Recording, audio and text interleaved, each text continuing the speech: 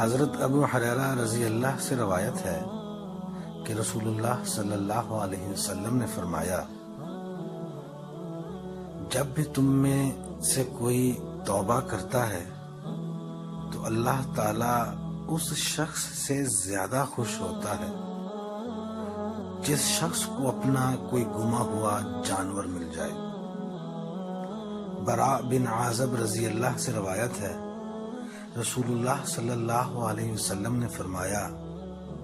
تم کیا کہتے ہو اس شخص کو کتنی خوشی ہوگی جس کا اونٹ بھاگ جائے اپنی نکیل کھینچتا ہوا ایسے پٹ میدان میں جہاں نہ کھانا ہو نہ پانی، اور اس کا کھانا اور پانی سب اسی اونٹ پر ہو، پھر وہ اسے ڈھونڈتے ڈھونڈتے تھک جائے اور آخر میں وہ اونٹ اسے ایک درخت کے پاس مل جائے، تو کیا تم بتا سکتے ہو کہ اس شخص کو کتنی خوشی ہوگی؟ براء بن عازب کہتے ہیں، ہم تمام لوگوں نے عرض کیا، یا رسول اللہ، اس شخص کی تو خوشی کی کوئی انتہا نہ ہوگی۔ آپ صلی اللہ علیہ وسلم نے فرمایا، خبردار رہو، البتہ قسم اللہ کی، اللہ کو اپنے بندے کی توبہ اس شخص سے زیادہ خوشی دیتی ہے۔ حضرت ابو ہریرہ روایت کرتے ہیں کہ رسول اللہ صلی اللہ علیہ وسلم نے فرمایا، قسم اس ذات کی جس کے ہاتھ میں میری جان ہے،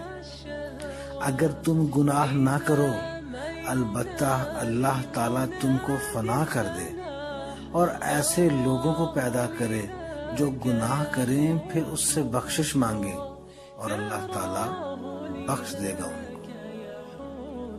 ابن عمر رضی اللہ سے روایت ہے،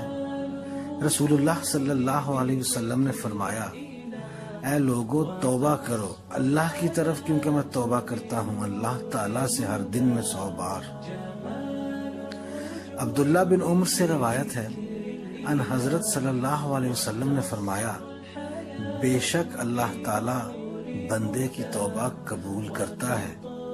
اور تب تک قبول کرتا ہے جب تک کہ اس کی جان اس کے حلق میں نہ آ جائے۔ حضرت ابو ہریرہ سے روایت ہے، رسول اللہ صلی اللہ علیہ وسلم نے فرمایا، ایک بندے نے گناہ کیا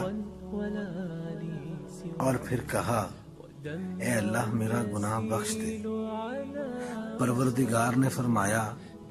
میرے بندے نے گناہ کیا، وہ جانتا ہے کہ اس کا ایک مالک ہے جو گناہ بخشتا ہے اور گناہ پر مواخذہ بھی کرتا ہے۔ پھر اس شخص نے دوبارہ گناہ کیا اور کہا، اے میرے مالک میرا گناہ بخش دے۔ پروردگار نے فرمایا، میرے بندے نے ایک گناہ کیا اور وہ جانتا ہے کہ اس کا ایک رب ہے جو گناہ بخشتا ہے اور گناہ پر مواخذہ کرتا ہے۔ اے بندے، اب تو جو چاہے عمل کر، میں نے تجھے بخش دیا۔